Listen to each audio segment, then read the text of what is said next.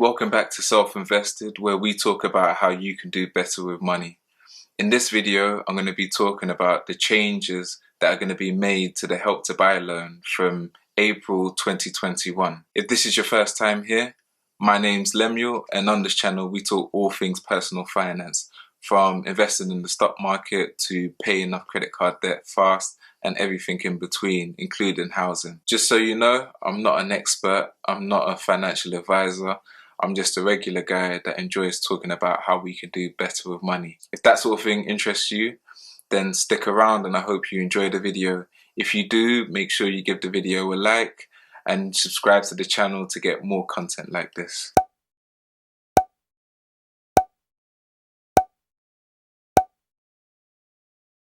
Now this video was going to be part of a longer video where I gave a practical example of the costs involved with a Help to Buy loan. But when I started planning out the video and looking at all the different things I wanted to discuss, I realized that the video was going to be too long. So I've decided to break the video up into two, and this is going to be the first part. So in this video, I'm going to be given an overview of the Help to Buy loan, and I'm going to be talking about the changes that come into effect from April 2021. In the video that I upload next week, I'm going to be given that practical example where I look at the cost of purchasing a property with a Help to Buy loan and without a Help to Buy loan when you have a 10% deposit. So in this first part of the video, I'm going to talk about the current Help to Buy loan scheme, which ends on the 31st of March 2001. So the purpose of the Help to Buy scheme is to help people buy properties that they wouldn't otherwise be able to afford.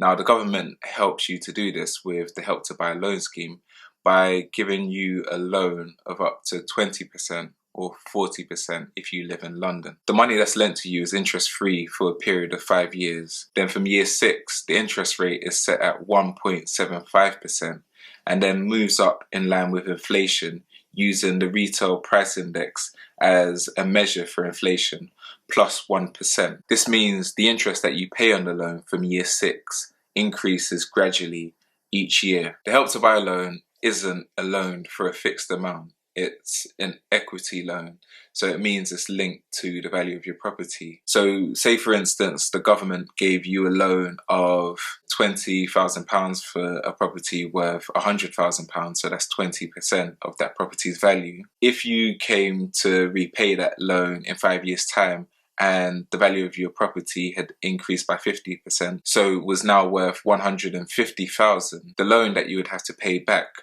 would be 20% of the value of your property at that point.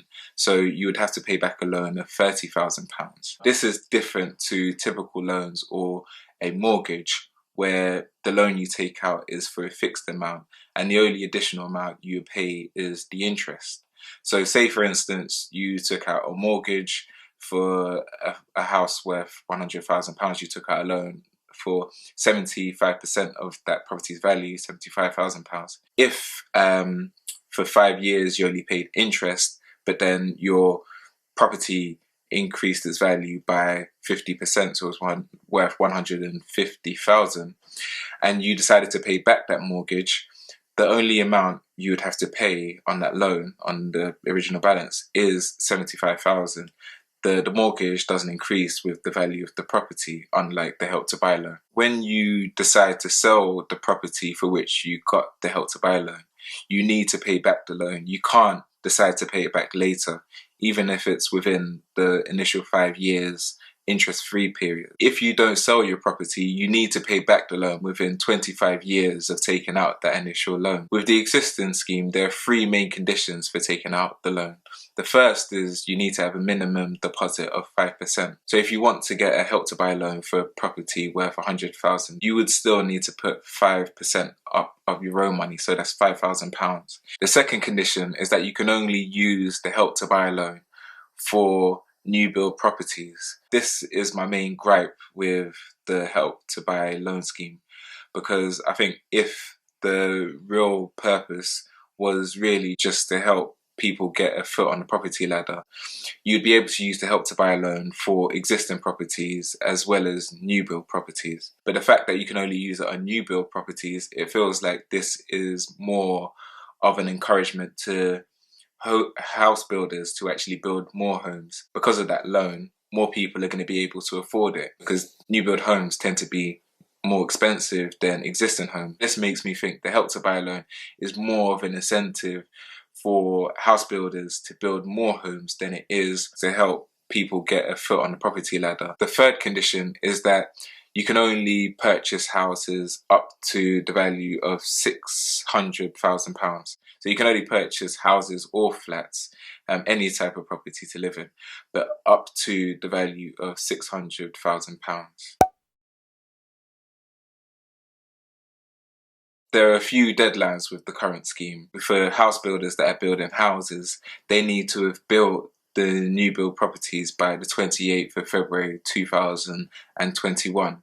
And for anybody who's buying a new home that wants to take advantage of the new scheme, of the existing scheme, they need to have completed the purchase of their new build property by the 31st of March 2021. However, there is exemption that's being made for anyone that had reserved their property by the 30th of June this year. If you reserved your property by the 30th of June this year, but have experienced delays or complications with the purchase because of COVID-19, then you're being granted an additional extension up until the 31st of May 2021. In this part of the video, I'm going to discuss the changes that are being made to the Help to Buy loan scheme. The new Help to Buy loan scheme starts in April 2021 and will last for 2 years up until March 2023. So there are two changes that the government are making to the Help to Buy loan scheme. The first is that it's only going to be available to first-time buyers. With the current scheme, if you had previously owned a property, or if you currently own a property, you will be able to apply for the Help to Buy loan.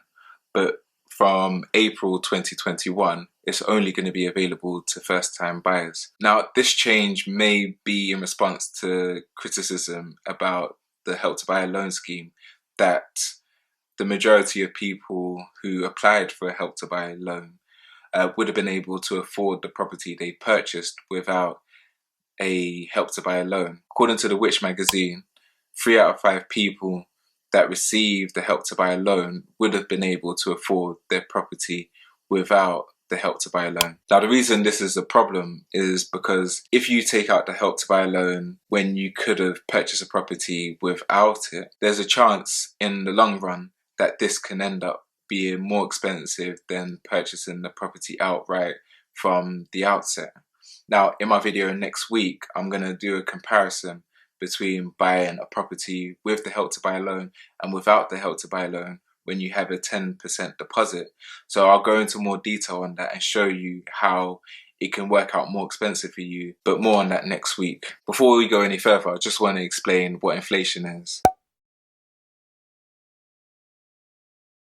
Now, inflation is the rate at which prices increase. So say, for example, you went to the shop to buy a pint of milk and it cost you £1, but then next year you went back to the same shop to buy the same pint of milk, it cost £1 10p. That 10p is inflation. It's an increase in price by 10%. There are 3 main measurements for inflation in the UK. The first is known as the Retail Price Index, or RPI. The second is known as the Consumer Price Index, or CPI. And the third is known as the Consumer Price Index, including owner-occupiers housing costs, which is known as CPIH. In this video, I'm going to be talking mainly about RPI, the Retail Price Index, and CPIH, the Consumer Price Index, including owner-occupier housing costs. Now, I may just refer to that as the Consumer Price Index, or the Consumer Price Index including housing costs, but I mean CPIH, not CPI. Don't worry if it's not very clear, I'll explain what they are in more detail later on in this video. The second change that the government are making to the scheme has to do with inflation and the interest rate. Currently, you have an interest-free period for 5 years, and this is going to be the same under the new scheme. And from year 6, the interest rate is set at 1.75%, which will be the same with the new scheme as well. However, with the current scheme, the interest rate increases in line with the retail price index as a measure for inflation plus 1%. But under the new scheme, the interest rate of the loan is going to increase with the consumer price index, including housing costs, plus 2%, which is 1% more than in the old scheme. Now, on the face of it, it may sound like the interest rate on the new scheme is going to rise a lot quicker and a lot higher than under the old scheme, but this may not be completely true. The retail price index is usually 1% higher than the consumer price index, including housing costs. Now, for example, in the last 25 years, the retail price index has averaged out at around 3%, but the consumer price index, including housing costs, has been around 2%. So even if the interest rate under the new scheme was increasing by the consumer price index plus 2%, it's likely to increase at the same amount as the old scheme, which is the retail price index plus 1%. So why has the government decided to make this change from the retail price index as a measure for inflation to the consumer price index as a measure for inflation for the new scheme? The main reason appears to be that the retail price index is no longer considered a national statistic. That means that it's no longer considered a trustworthy indication of inflation, according to the government. And so now the government is using the consumer price index, including housing costs, as a more accurate measurement of inflation. From what I've read and what I can understand, there are two main differences between the RPI or retail price index measurement for inflation and the consumer price index, including housing costs measurement for inflation. The first is that the formula for the consumer price index, including housing costs, is predominantly a geometric formula, whereas the formula for the retail price index is a arithmetic formula. Now, if this sounds like gibberish to you, don't worry, because I don't completely understand what that means. But from reading the government's website, this means that the consumer price index, including housing costs, which is the measurement that's going to be used for the new scheme, is a more accurate way of measuring inflation. Now, the second difference between the retail price index and the consumer price index is in the way that they look at housing costs for people that own their own homes. So with the retail price index, this way of measuring inflation uses interest rates and house prices. However, with the consumer price index, that formula uses the rental equivalent for the house that is owned by the people living in it. So instead of looking at what the mortgage and interest costs might actually be for actually owning that home, they look at what the cost would be if that person who owns the home was renting it in the private market. So what does this mean in practice? What does this all mean? Well, in very simple terms, it means that if house prices and interest rates fall relative to rental costs, the inflation rate for the retail price index is going to be lower than the inflation rate for the consumer price index. Now, this is something that we saw in the last economic downturn in 2008, where house prices and interest rates fell, but the rental cost didn't fall as much. Now, if this happens again during the recession that we're experiencing, this means that the retail price index is going to fall a lot lower than the consumer price index. And any interest rates or any rates that are linked to RPI, such as the current Help to Buy loan scheme, they're going to fall a lot lower than the consumer price index, which uses rental cost as a measurement for inflation. However, I don't think this is a major thing to worry about for anyone that plans to apply for a Help to Buy loan under the new scheme from April 2021. This is because there's not going to be any interest to pay for the first 5 years.